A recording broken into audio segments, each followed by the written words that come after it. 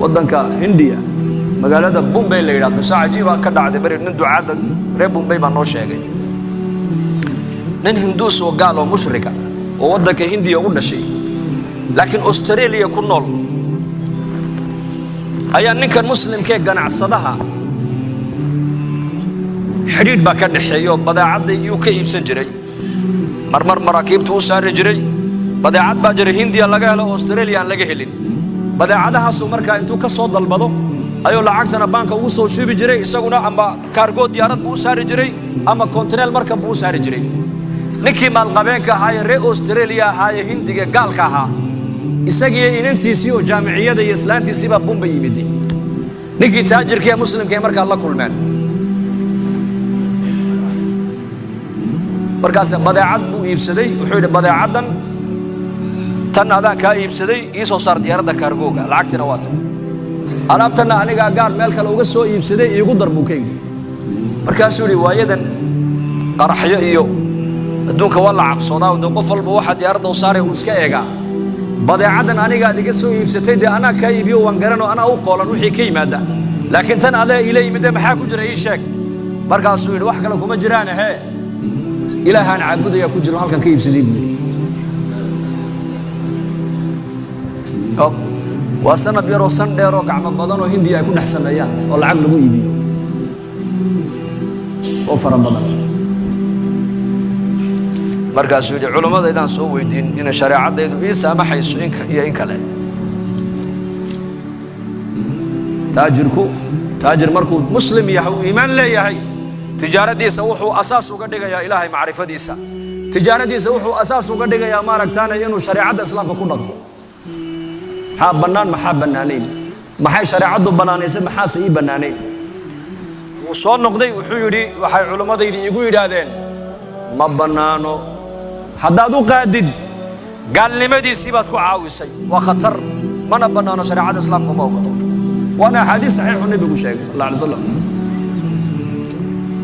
oo sheegay uu yaabay ninkii war inta oo sanaan saaxiiba ahayno wada mucaamaloonay maxaad igu qaadi weyday ma qaadayo wax kale aniga wax kale oo xalaal ah hadaad ii keento waan ku saaray diyaaradda laakiin kan ma qaadayo diinteedana ii saamaxayna ku qaado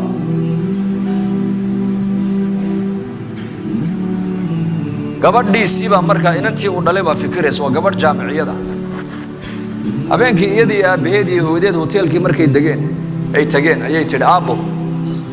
ninkan muslimka inta oo sanad la mucaamaloonaysi muxuu inoogu qaadi waayay bay tiri ilaahayna aabo waa diintiisa oo kulina naga daabuuri aaba raay baan ka qabaa bay tiri halka raay baan ka leeyahay raaygaan ka leeyahay waxa weeyaan bahalkan aan iibsanay marka koobaad isagii intuu socdo Australia tagi kari maayo ma socon kara laba lacag iska bixin kari maayo diyaaradda kursi fadhiisan kari maayo saddex adigii waxaad iga dhaadhicisay oo hooyaday ka dhaadhicisay oo adiga ka dhaadhicsanna baahideena kana daboolaya markay dhibaatana qabatay hambarino waxay tiri ani arintaas maskaxdeeda ma galaysay war kale keen فكرت لكن مسلم كيف التلفون كيس قبضتي ولا هذا الشيء وعيت بريت ولا إنكوا أركان دونيا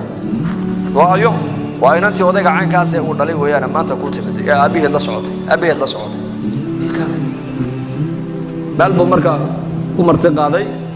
مركا قدم ده وحو مركا إسلامتي سيبو صوك حيستي حجابا وقبل متدينة ده مركا سي وصوك شهوتال كي هالكعبة قبل فريستي وعيت أنو أديكان كلاب الله من روحا كلا كلا فرد محيته وحول روحا كلا وحاس كيجي دين تيد إسلام كو إيمان أقبلان يسوعنا أن أديك كل يوم لما لا وانكو جاي أديك محرم بديته محرم يمتي محرم بدو بعنته نبي محمد بايري نن الناقة جانب ينوسن لك اليوم إلا محرم كي يقول لك جوجا موياني عليه الصلاة والسلام تانا أرتا قاعد كتر قلبي جدي الدين بال يا ماشى تعلق وعيت السؤال بك ويدينا يا دين تاد هذا هو محي وإسلام يا ده مسنت هاي شيء الله بنا مسنت